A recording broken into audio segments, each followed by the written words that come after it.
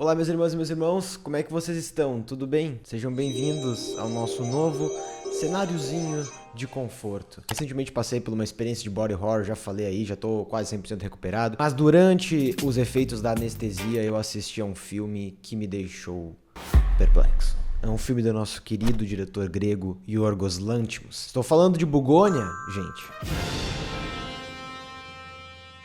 O filme ele abre com uma sequência de algumas abelhas que já mostra muito do look do filme, que é essa saturação bem alta e uma estética de filme realmente, de película.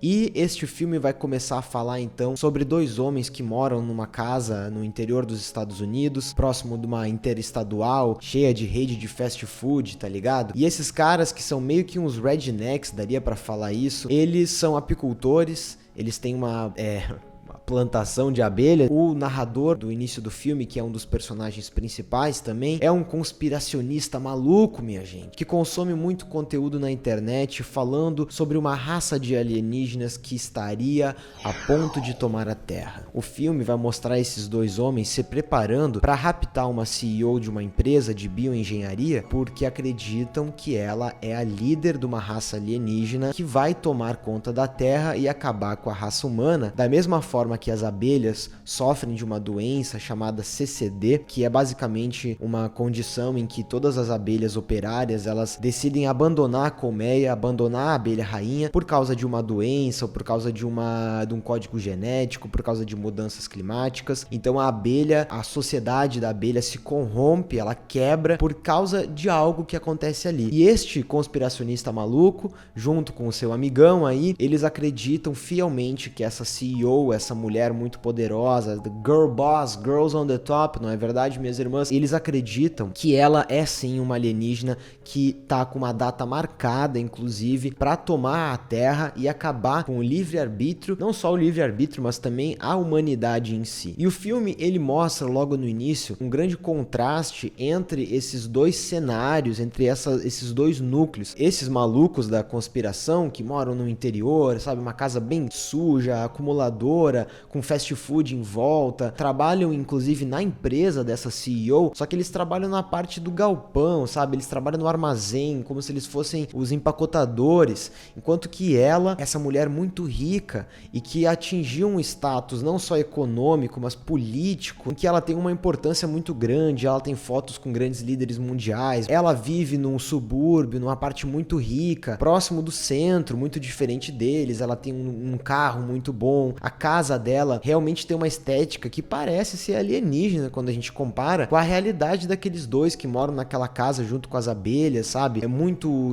diferente. A rotina dela, se for analisar, é uma rotina de alienígena, minha gente. O número de suplementos que ela toma de manhã, ela tem tempo pra fazer yoga, pra fazer artes marciais, pra andar numa esteira curva. Eu já vi TV curva, mas os milionários estão indo longe demais. Então a gente já vai percebendo, inclusive quando ela chega nessa empresa, que é um mistério que essa empresa faz, mas dá pra entender que é uma coisa de bioengenharia, né? Alguma coisa sobre talvez agrotóxicos, remédios, Big Pharma, né? Acorda, cara. A empresa tem um look meio Vale do Silício, sabe? Uma coisa, parece que ela tá situada fora do planeta Terra, realmente. Tudo tem uma vibe alienígena, sabe? Só que é o alienígena corporativista. Talvez aqui seja o grande, o brilho da crítica do Yorgos Lanthimos, não é, minhas irmãs? Porque é parte da sociedade, esses bilionários que são párias da sociedade, né? E que no mundo que a gente vive hoje podem até ser considerados alienígenas, que vivem uma vida que o ser humano comum nunca vai nem chegar próximo, nem perto. O jeito que ela trata os funcionários, assim, poderia realmente ser comparado àquele seu chefe. O chefe, né?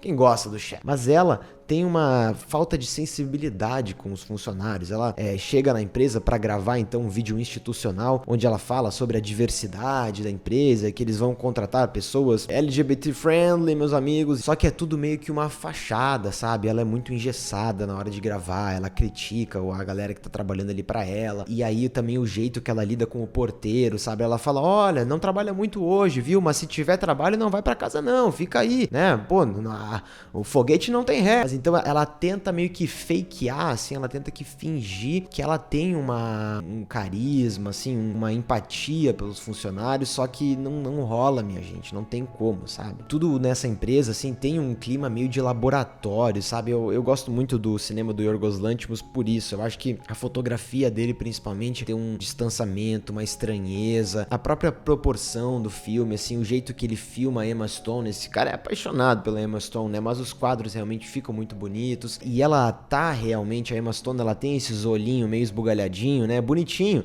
mas dá uma vibe meio alienígena pra ela. Basicamente, esses caras, eles começam a se preparar pro rapto, né? Eles, inclusive, falam, olha, temos que parar de ver filme, parar de ver videozinho de conforto do João Mânica, não pode ver TikTok, não pode fazer absolutamente nada disso. Inclusive, eles tomam um remédio que é pra fazer uma castração química neles, e assim eles não vão nem ter o desejo, sabe? Que pode até tirar eles do eixo, do plano deles, né? Que é raptar essa CEO pra impedir, então, que a raça humana seja terminada. Porque na cabeça deles, eles têm isso muito claro.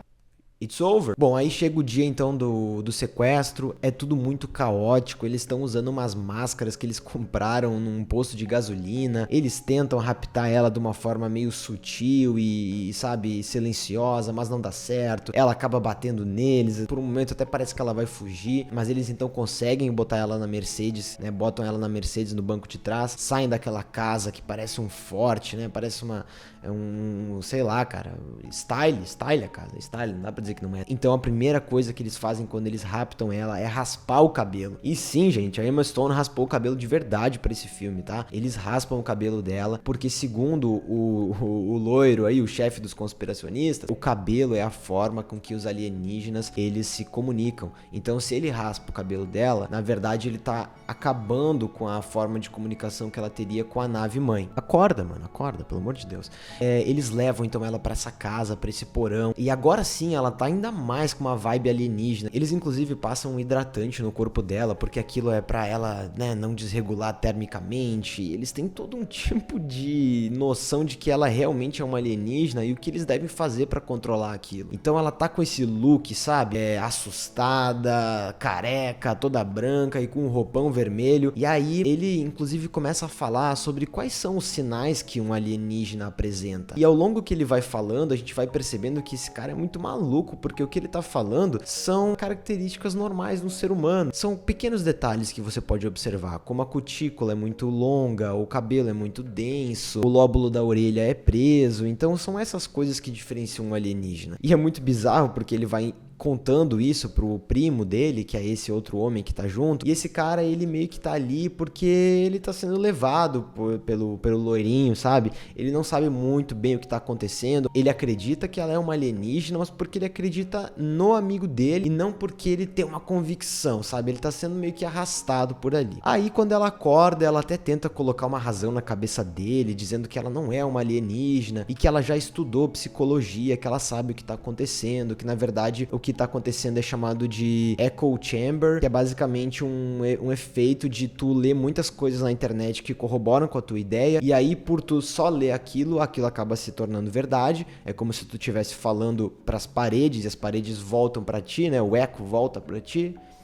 Saca? E ele fala que não, e ela pode falar a baboseira que ela quiser do que ela aprendeu nas universidades da elite, mas ele teve o conhecimento de verdade na internet, que ele buscou, e que ela não vai com esse elitismo dela derrubar a ideia de que sim, ela é uma alienígena e ela está pronta para terminar com a vida na Terra. Ele também tem toda uma representação 3D do que ele acredita que seja a nave desses alienígenas. Ele inclusive aprendeu num software a montar, sabe, toda a projeção 3D, ele fez uma animação. Tem uma vibe muito assim de teoria da conspiração, de fórum do Reddit, de vídeo de Lost Media e Iceberg do YouTube, o que torna aquilo mais bizarro ainda, porque por mais que tem sim essa ideia de que ele é um conspiracionista, ele vai muito longe. Então ele, por exemplo, raspa todo o cabelo dela, se castra quimicamente, ele e o amigo dele, inclusive prende ela numa cadeira, começa a dar choques nela, sabe, pra ela confessar que ela é uma alienígena, sabe, solta logo a verdade que é uma alienígena, e assim a gente pode partir pra parte da negociação, que o que ele quer é ir até a nave dela, né, e poder ter uma conversa, então, com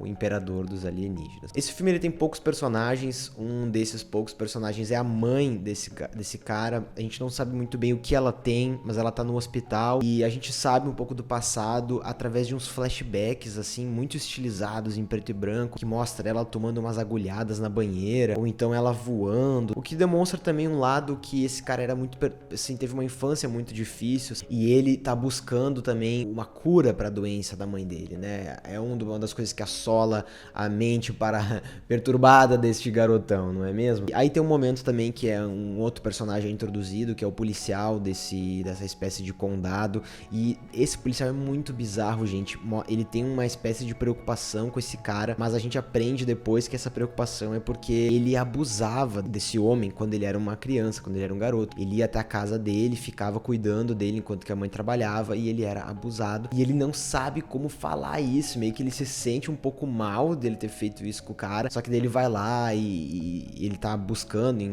a CEO, né, ele tá fazendo as buscas da polícia, e aí ele começa a falar que ele pede desculpas pelo que ele fez no passado, e que eles nunca falaram muito daquilo. Isso acontece, inclusive, essa visita da polícia, logo depois dele levar a CEO pra parte de cima, ele tira ela do porão, e eles começam a jantar, eles estão conversando, né, só que o assunto sempre chega, por mais que tava leve e tudo mais, sempre chega no fato de que ela é uma alienígena, e quando ela vai, né, finalmente contar isso pra eles e finalmente abrir o jogo, né, eles começam inclusive a falar das abelhas, que é um interesse que os dois têm em comum, porque ele é um apicultor e ela, enfim, tem uma empresa que aparentemente trabalha com algo relacionado ao meio ambiente, à agricultura, algo assim, e aí ela tá defendendo que essa CCD, né, que é essa doença que faz as abelhas desertarem a sua colmeia, ela não acontece por causa da empresa dela, né, o mal do mundo não é por causa do corporativismo e do capitalismo e do lucro, e sim porque às vezes as coisas acontecem, né, tem a genética, tem as doenças ali, e ele novamente bate na tecla de que não,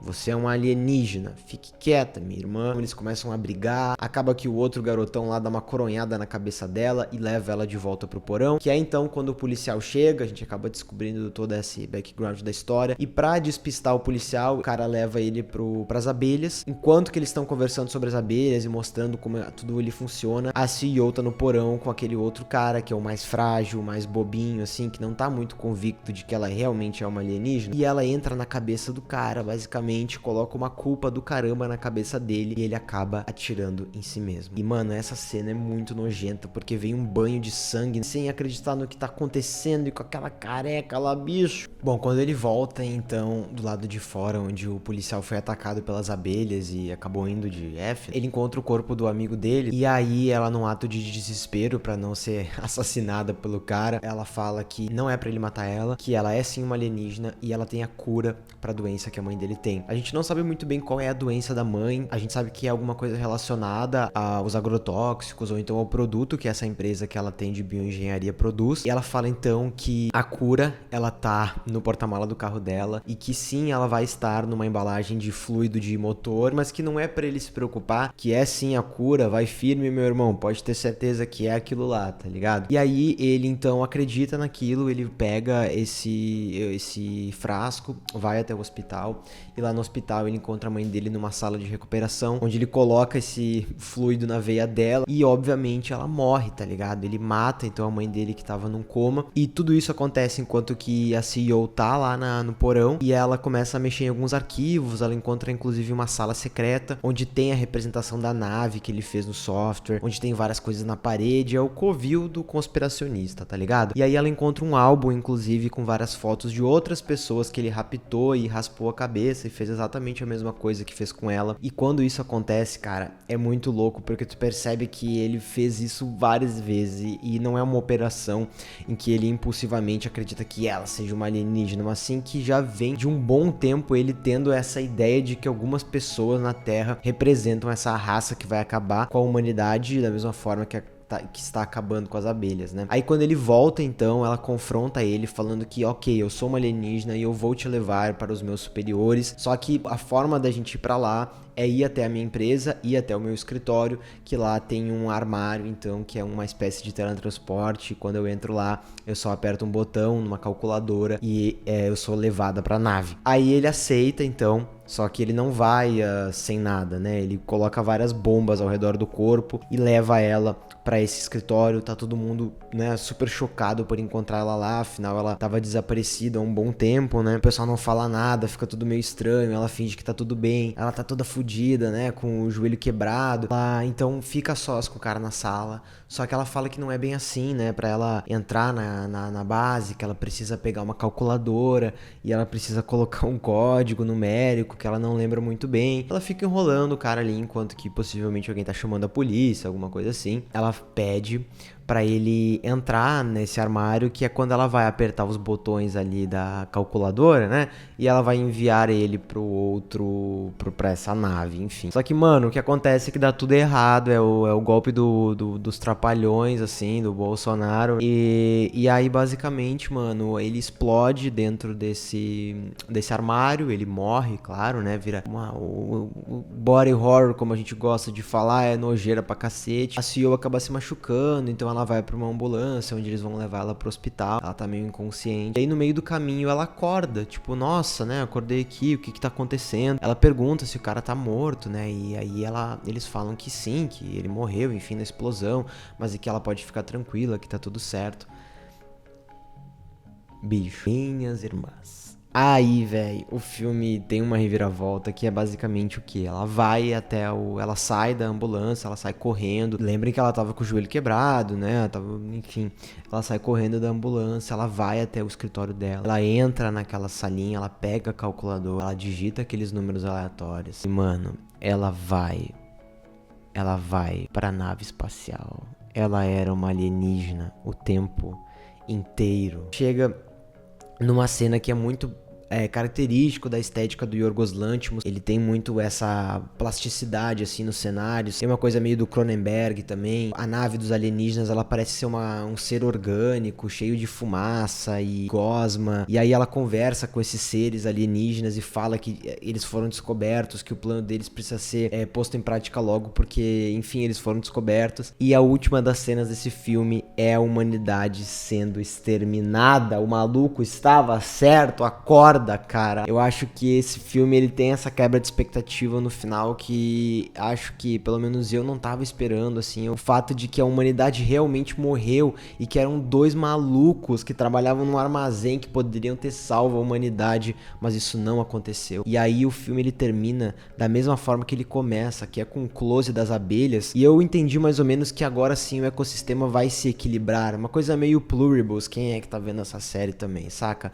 Eu acho que agora, em que a humanidade já não tá mais, né, no poder, porque vai mostrando diversas cenas em diferentes lugares do mundo em que a humanidade parou, os seres humanos entraram meio que num choque, a natureza agora vai poder viver, tá ligado? Vai poder viver na sua estranheza, na sua beleza, na sua excentricidade, sem o ser humano. Minhas irmãs e meus irmãos, espero que vocês tenham gostado. Eu vi que vocês compartilharam muito no meu Instagram, me marcaram da recap do YouTube. É muito gratificante, é muito incrível, é algo que eu nunca vivenciei antes, como vocês me dão carinho, me dão apoio, vocês estão sempre aí, gostam do conteúdo, seja no YouTube, seja nas lives, seja nas outras redes sociais, os membros do canal. Muito obrigado, eu tô entrando numa nova fase, eu espero que vocês estejam aí junto comigo, e muito obrigado por todo mundo que me marcou, todo mundo que acompanhou o canal esse ano. A gente tá indo pra uma reta final de um ano que foi incrível, eu não tenho nem palavras pra descrever, e espero que 2026 seja um ano recheado de filmezinhos de conforto. Um beijo, minhas irmãs e meus irmãos, tamo junto.